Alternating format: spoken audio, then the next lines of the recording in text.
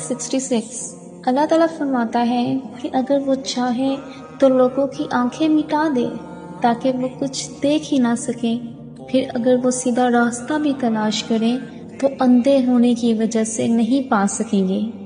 اس آیت میں اللہ تعالیٰ اپنی قدرت کاملہ کو بیان کرتے ہوئے فرماتا ہے کہ اگر ہم چاہیں تو ان لوگوں کی آنکھیں مٹا دیں، یعنی ان سے بینائی چھین لیں یا آنکھوں کے مقام کو بالکل ختم کر دیں، کہ یہ لوگ جتنا بھی کوشش کریں سیدھے راستے پر چلیں انہیں کچھ بھی نظر نہیں آئے گا، تو وہ کیسے ہدایت پا سکیں گے۔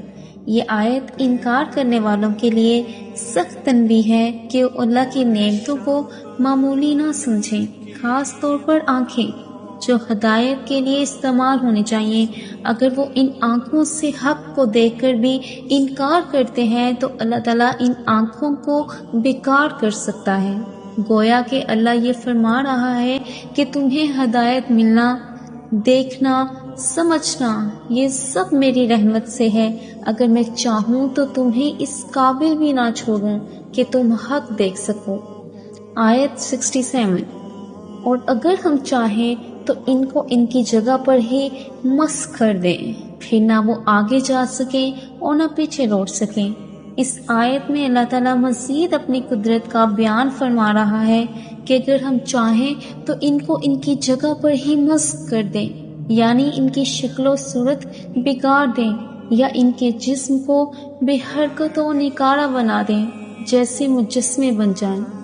پھر یہ کسی طرف جا سکیں گے، نہ ہی آگے بڑھ سکیں گے اور نہ ہی پیچھے لوٹ سکیں گے، وہ بالکل بے بس ہو کر رہ جائیں گے۔ یہ آیت بھی انکار کرنے والوں کے لیے سخت تنبیہ ہے کہ اگر اللہ چاہے تو نہ صرف بینائی چھین سکتا ہے جیسا کہ پچھلی آیت میں ذکر تھا، بلکہ انسان کو مکمل مفلوج بھی کر سکتا ہے۔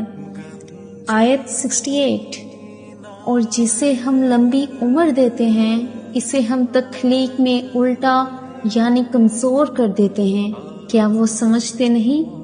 اس آیت میں اللہ تعالیٰ انسان کی بے بسی اور کمزوری کی ایک اور حقیقت بیان فرماتا ہے کہ جب کسی انسان کو لمبی عمر دی جاتی ہے تو وہ رفتہ رفتہ جسمانی اور ذہنی طور پر کمزور ہونے لگتا ہے۔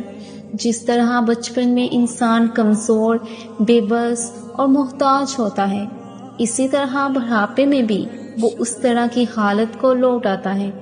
ہاتھ کانپنے لگتے ہیں، یادداشت کمزور ہو جاتی ہے، سہارے کی ضرورت پڑتی ہے اور وہ خود کسی کے سہارے جیتا ہے۔ اللہ تعالیٰ فرماتا ہے کہ ہم نے تمہارے سامنے یہ قدرتی مثال رکھی ہے، کیا تم پھر بھی عقل سے کام نہیں لیتے؟ کیا تم نہیں سمجھتے کہ تم کتنے کمزور ہو اور تمہیں کسی دن لوٹ کر اسی حالت میں جانا ہے۔ آیت 69 اور ہم نے نبی کریم صلی اللہ علیہ وآلہ وسلم کو شعر کہنا نہیں سکھایا اور نہ ہی یہ ان کی شان کے لائق ہے، یہ تو صرف ایک نصیحت ہے اور واضح قرآن ہے۔ اس آیت میں اللہ تعالیٰ نے نبی کریم صلی اللہ علیہ وآلہ وسلم کی صداقت اور قرآن کی حقیقت کو بیان فرمایا ہے۔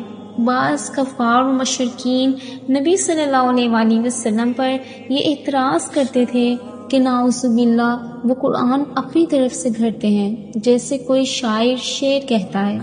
اللہ تعالیٰ نے اس آیت میں واضح فرمایا کہ نہ تو نبی صلی اللہ علیہ وآلہ وسلم کو ہم نے شعر کہنا سکھایا اور نہ ہی وہ اس کے لائق ہیں، کیونکہ اب آپ صلی اللہ علیہ وآلہ وسلم کا کلام وحی پر مبنی ہے، نہ کہ شاعری پر۔ قرآن نہ شاعری ہے نہ افسانہ، بلکہ یہ اللہ کی طرف سے نازل کردہ واضح، سچی اور دل کو جھنجھوڑ دینے والی نصیحت ہے جو انسان کی اصلاح اور رہنمائی کے لیے نازل ہوئی ہے۔